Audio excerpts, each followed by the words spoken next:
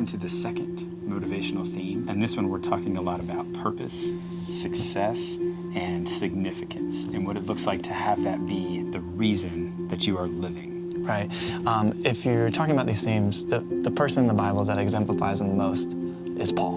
I don't think there's ever been a more driven person than Paul. He was crazy. He's crazy because before he was a Christian, he was the first terrorist to go after Christians. And after he was a Christian, he was the first missionary to go after Gentiles. The problem with trying to strive for success and achievement is if that becomes your main goal in life, one of two things happen. Either you dominate and belittle other people because they're not good enough, or your fear of failure actually motivates you to feel like you're not good enough. And you live in this constant, I'm above people or I'm below people, not on the same plane as people.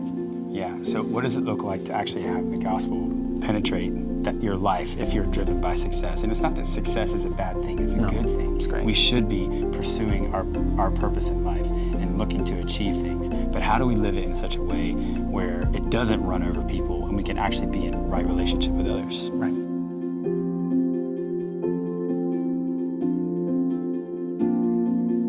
So here are how some of the lies play out with this motivational theme of success and significance.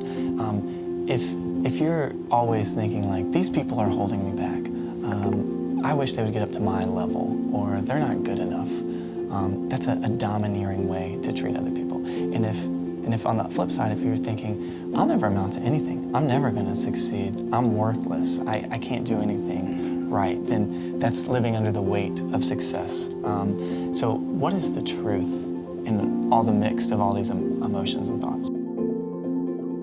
If you take your delight in the Lord first, then He will give you the desires of your heart. And then it means that you don't have to control your own success. Right. I think the world often tells you that you design your destiny, right? Like you actually control your destiny. And that's a subtle lie. It sounds good because it means that I can go out and strive to do things. Right. But the truth is we have to put our delight in the Lord first, and that He will give us the desires of our heart. So exploring what those desires are when you're committing to the Lord, I think the response to this is when you actually commit to the Lord in whatever you do, He's going to establish your plans. He's going to set before you what's good or not. He will determine whether you're successful, whether you're significant, whether you have purpose. And allowing yourself not to be judged by what other people think and tell you what success or purpose is, but to go first to God and then living through that, you actually will have even a stronger drive, a greater drive to achieve more because you're doing it out of just love and response to Him. That's right. Abundant life, most people think resources, cheddar, narrow bread, right? You know, but the abundant life, Jesus said, I come that you might have life and life more abundantly. He came to people that were spiritually comprehensively downcasted. And so He promises on one end, the disciples said, we left everything for you. He said, well, no one who's left everything won't get, they won't just get stuff in the future, they'll get stuff now, houses and all this stuff.